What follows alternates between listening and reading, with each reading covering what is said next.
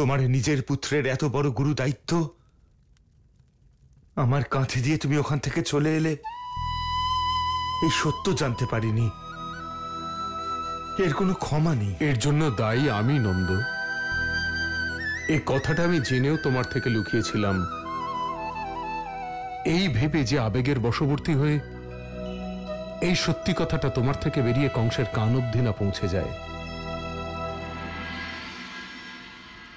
মিত্র, আমার উপর তোমার বিশ্বাস ছিল না যে তোমার পুত্রকে আমি নিজের পুত্রের মতোই লালন করব?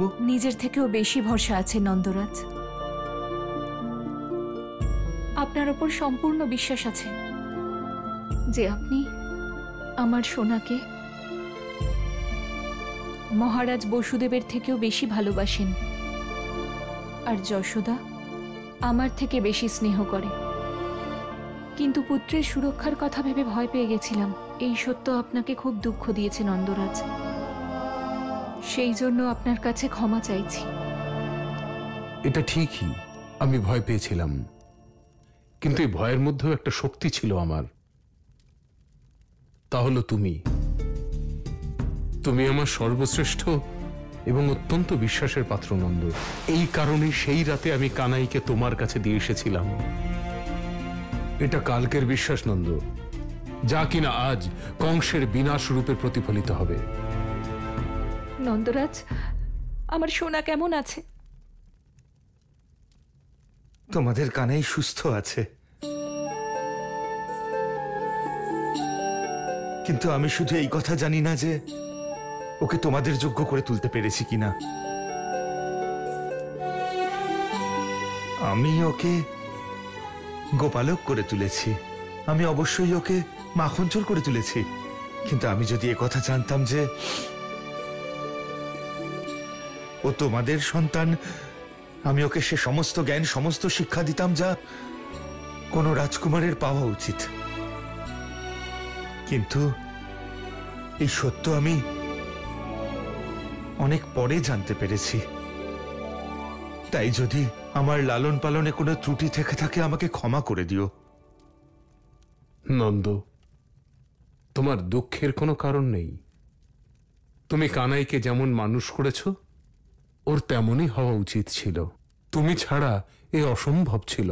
তুমি যে জ্ঞান ওকে দিয়েছ, যা শিক্ষা দিয়েছ, তা দিয়ে অধর্মের বিনাশ এবং ধর্মের স্থাপনা করবে।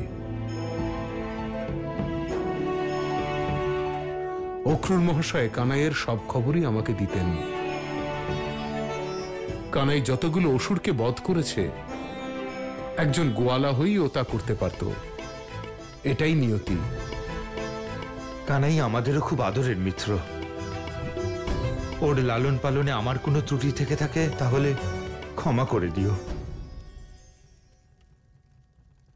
যে কাজের জন্য আমি এসেছি সেটা পূরণ করতে চাই।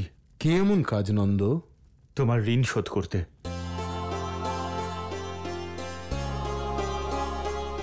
ঋণী তো আমি নন্দ। তুমি আমাদের জন্য যা করেছ, কানাইয়ের জন্য যা করেছ, তার ঋণ আমরা কোনোদিন শোধ করতে পারবো না।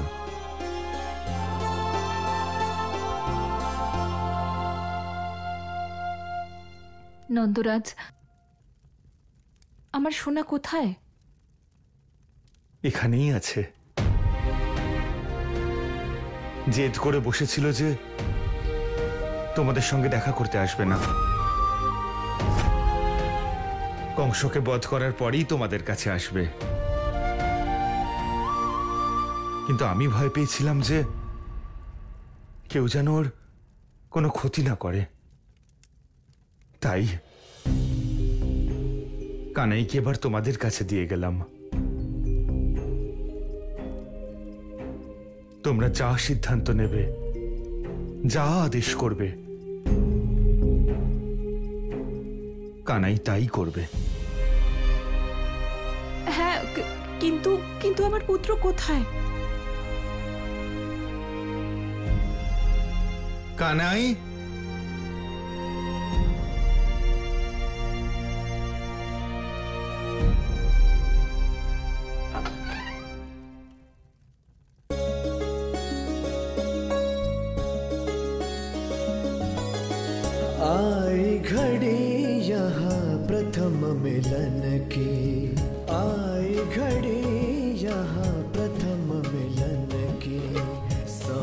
सुख कृष्ण वासुदेव देव की आई घड़ी यहाँ प्रथम मिलन की। जननी और पुत्र का नाता समस्त भावों से भर जाता। एक टक माता पिता निहारे प्रेम में डूबे कान्हा प्यारे।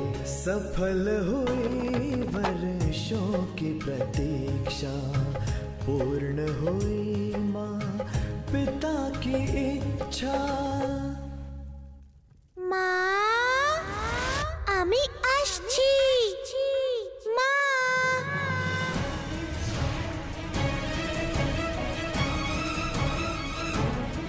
বসুদেব, এই বালকের জন্ম সংসারে অধর্মের নাশ আর ধর্ম স্থাপনের জন্য হয়েছে।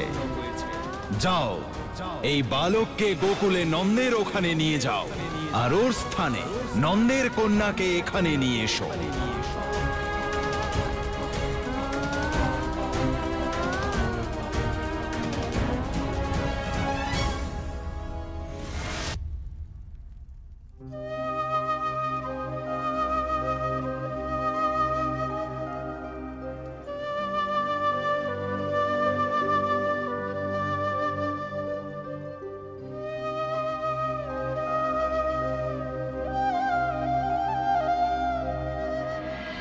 কে তুমি? কে পাঠিয়েছে তোমাকে? কেউ নয়। মিথ্যে বলছো তুমি। তুমি ওই মায়াবীর দূত, কিংবা ভদ্রাক্ষের রূপ ধরে স্বয়ং পরম অবতার। আজ জীবিত ছাড়বো না তোকে। না ভগবান, আমি কানাইয়ের দূত নই। আরে আমি হলাম আপনার পরম সেবক ভদ্রাক্ষ ভগবান। আমার সঙ্গে কূটনীতি, আমার সেবক হয়ে আমাকেই আক্রমণ। সত্য বলো। সত্য এটাই যে ভগবান, আমি আপনাকে এটাই বলার চেষ্টা করছি যে আপনি অজর, অমর, অবিনশ্বর। কোন তলোয়ার, কোন কুঠার, কোন বর্ষা আপনাকে মারতে পারবে না। আমি দুটো বর্ষা আপনার পেটে নিক্ষেপ করেছি, তবু আপনি জীবিত, কারণ আপনি ভগবান। আপনি হলেন ভগবান, আপনি হলেন ভগবান।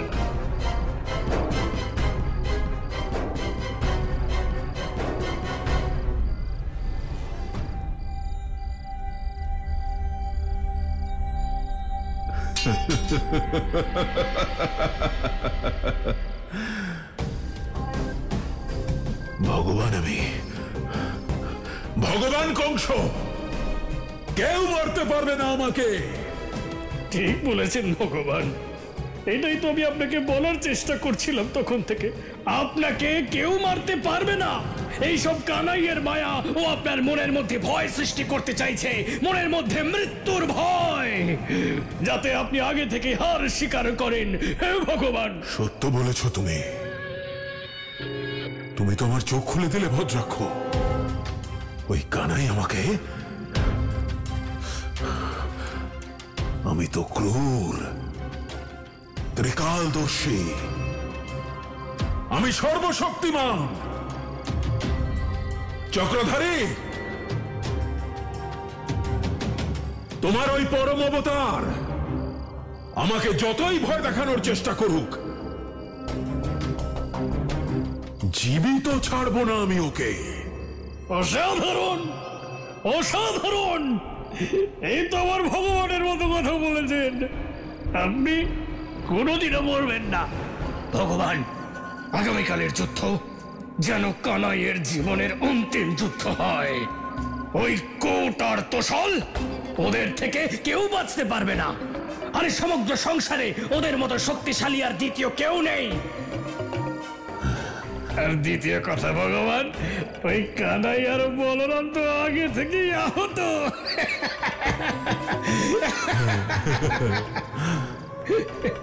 এ তো অতি শুভ সংবাদ। কিন্তু এবার ওদের আমার অসুরেরা মারবে না ভগবান, আমার মৃত সেনাবাহিনী মারবে। সেই সেনাবাহিনী যেখানে সকলেই মৃত। আর যদি সকলেই মৃত হয়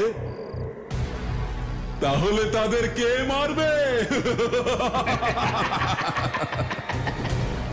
ওই সেনারাই মারবে কৃষ্ণ, বলরাম আর সকল গোকুলবাসীকে। আর আমার এত বছরের প্রতীক্ষা পূর্ণ হবে। মৃত বাহিনীর সেনারা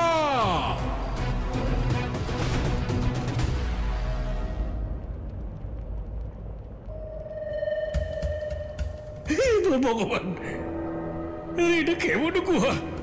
নিজের হাতে দেখতে পাচ্ছি না ভগবান। এটা মৃত সেনাবাহিনীর নিবাস স্থান। সেনারা, মৃত বাহিনীর সেনারা, ওঠো, জাগো। অনেক থেকেছ অন্ধকারে, এবার আলোয় আসার সময় এসে গেছে।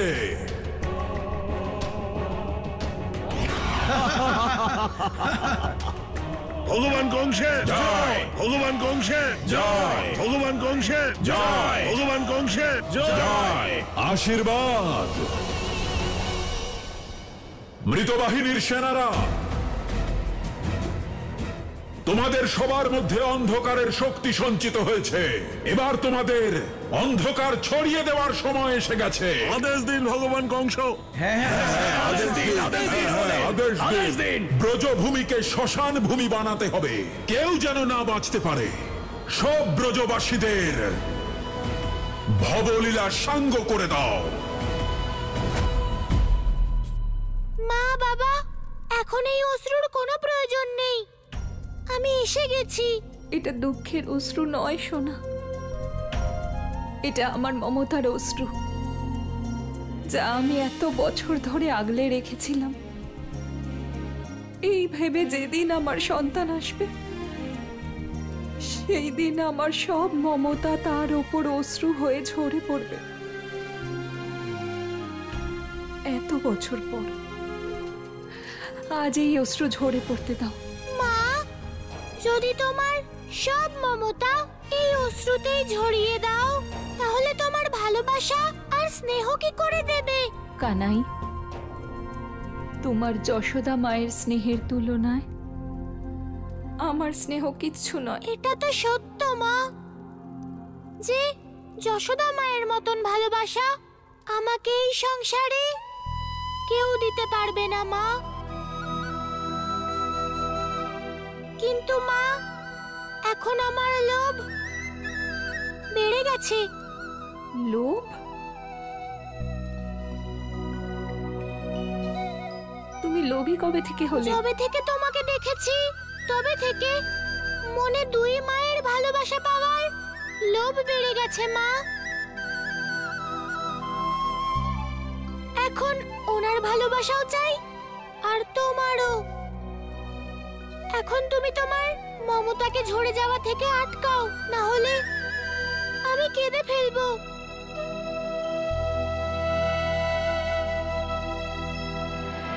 খুব যে কথা বলতে শিখেছো। আমি কোথায় খুব কথা বলতে শিখেছি বাবা? এই সব কথা তো আমি মায়ের থেকে শিখেছি। উনি যেটা বলেন সেইটাই তো আমি বলি। একটা কথা বল কানাই, যখন তুই জানতে পারলি যে তোর মা বাবা তোকে তাদের কাছে রাখেনি, দূরে সরিয়ে দিয়েছিল, তোর খুব কষ্ট হয়েছিল না? না বাবা, আমার দুঃখ এই কারণে হয়নি। দুঃখ তো এই কারণে হয়েছে যে আমি ওইখানে বৃন্দাবনে ঘুরছিলাম আর এখানে তোমরা কারাগারে বসে বসে আমার অপেক্ষা করেছো। বাবা, দুঃখ তো আমার এই কারণে হচ্ছে যে আমি ওখানে মাখন খেতাম আর এখানে তোমরা কারাগারে শুকনো রুটি খেতে।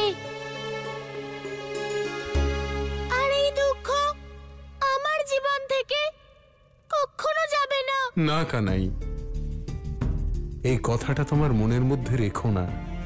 আমাদের ভাগ্যের এই দুঃখ আমাদের উজ্জ্বল ভবিষ্যতের জন্য প্রয়োজন ছিল কানাই। হ্যাঁ কানাই, আজকের সুখের সামনে অতীতের কোনো কষ্টেরই মূল্য নেই। তোমায় দেখতে পেয়েছি, সব কষ্ট চলে গেছে। এটাই তো মা বাবার ভালোবাসা, তাদের ত্যাগ, যে নিজেদের কষ্ট সন্তানদের সামনে প্রকাশ করে না, নিজেদের দুঃখে সন্তানদের দুঃখ পেতে দেয় না, সবসময় এমন মনে করায় যে তাদের কোনো দুঃখ নেই, কোনো কষ্ট নেই। মা বাবার এই বলিদানকে আমাদের সবসময় মনে রাখা উচিত।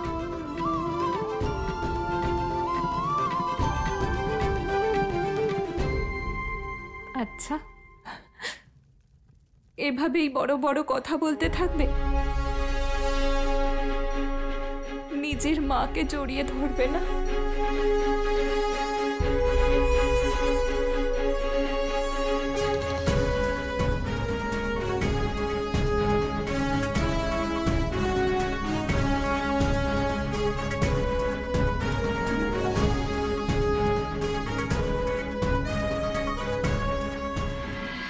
মনে রেখো, তোমরা সকলেই মৃত, আর যারা মৃত তাদের কেউ মারতে পারে না। কিন্তু যদি তোমরা চাও তাহলে বাকিদের মারতে পারো। যাও, ব্রজভূমির নাম এই ধরিত্রী থেকে মুছে দাও। এটা ভগবান কংসের আদেশ। ভগবান, আপনি যা বলবেন ভগবান। কানাই, তোমার কতগুলো নাম। কেউ তোমায় লীলাধারী বলে, কেউ মুরলীধর, আবার কেউ ভগবান। গোটা সংসার তোমায় আলাদা আলাদা নামে ডাকে। মা, যার যেরকম ভাবনা, ওসব কথার কথা। শুধু কথা নয়, এটা সত্য। আর এই সত্য আমিও জানি। কি সত্য মা? যে তুমি আমার গর্ভে অবতার রূপে জন্ম নিয়েছ, আর আমাকে নিজের মা হিসেবে বেছে আমার জীবন ধন্য করেছ। কানাই, আমার একটা ইচ্ছা আছে। কি ইচ্ছে মা? বলো মা, বলো। আমি একবার তোমার বিশাল ঐশ্বরিক রূপ দেখতে চাই, তার দর্শন করতে চাই। করাবে তো দর্শন? হ্যাঁ কানাই, আমাদের উপর কৃপা করো। তোমার মা বাবার এই বহু প্রতীক্ষিত ইচ্ছেকে পূর্ণ করো তুমি। আমাদের দর্শন দাও কানাই, দর্শন করাও আমাদের।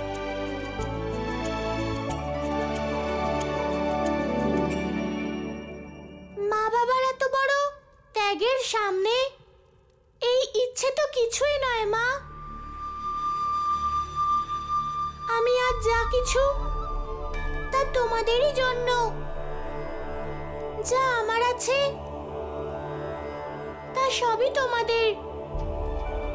তোমার ইচ্ছে অবশ্যই পূর্ণ হবে মা।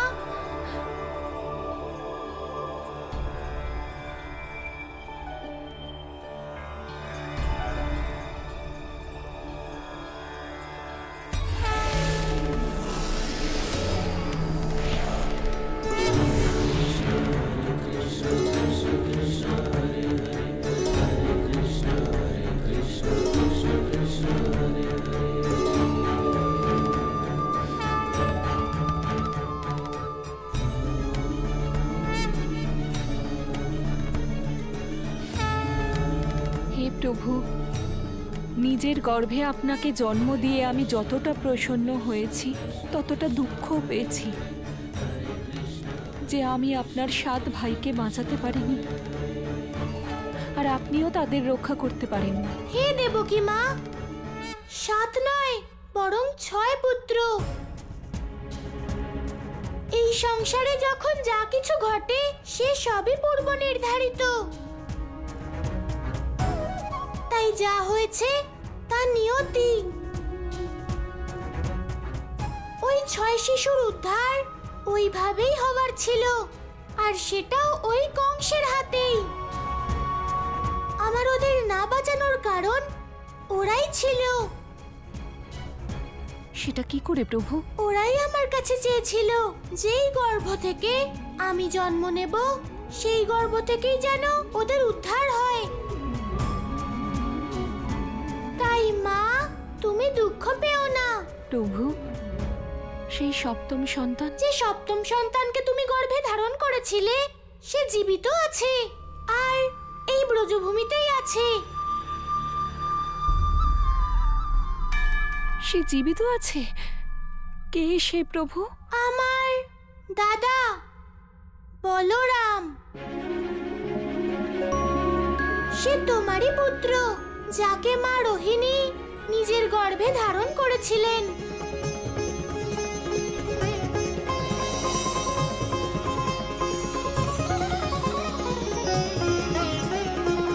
আর তাকে জন্ম দিয়েছিলেন।